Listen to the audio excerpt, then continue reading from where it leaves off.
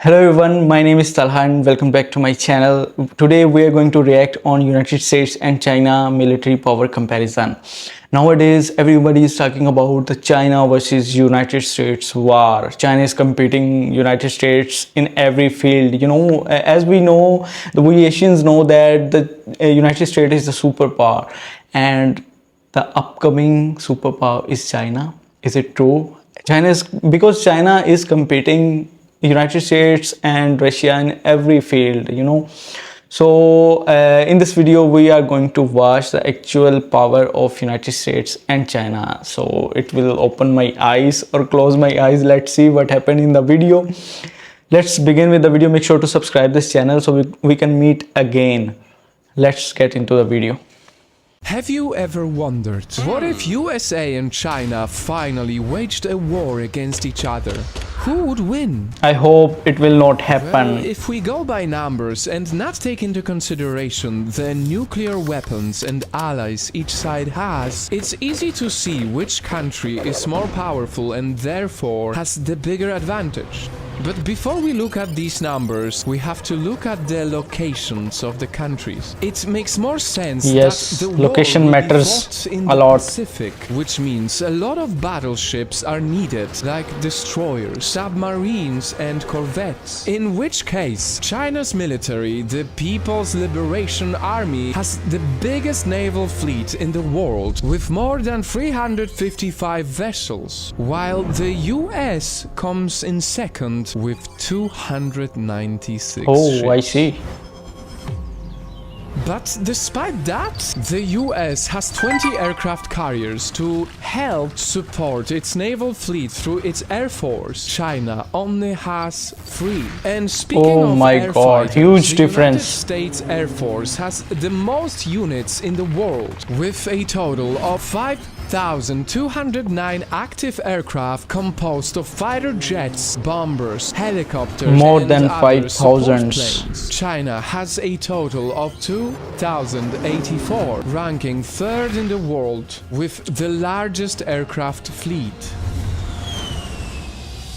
The US, being double the size, can definitely overpower Chinese fleet in the air. Now, from air fighting, we go on to land battles. Each country has the ability to transport their military land forces, and more are left as reserves.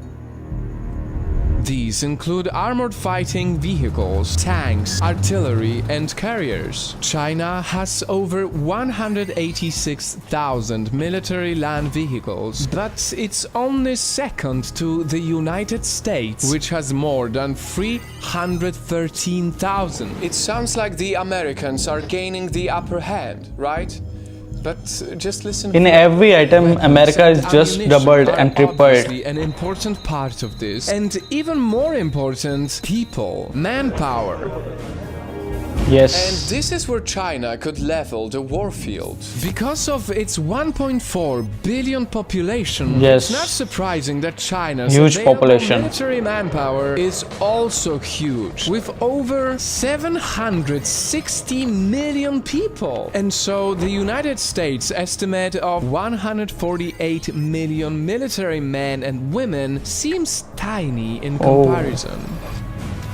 None of these would work or even exist without the country's defense budget, which is so much money. You know, United States short manpower. Well, the country actually makes it up with over $761 billion in military funding. Okay, let's see. That's right. About It's China. more than some countries' entire economy. And it definitely towers over China's $230 billion budget, which by itself is already a lot. Now, seeing all this data, it's a close fight, but it's looking like the United States could win the war. It's not really surprising, since the USA is ranked #1 in the world in terms of military strength, followed by Russia, then China. Although, seeing what Russia is doing in Ukraine, they lost quite a lot of respect for their inefficiency.